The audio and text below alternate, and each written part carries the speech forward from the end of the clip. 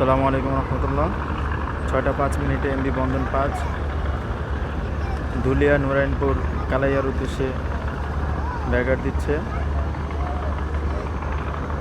আপনারা দেখতে পাচ্ছেন লঞ্চটি ধীরে ধীরে সামনের দিকে অগ্রসর হচ্ছে।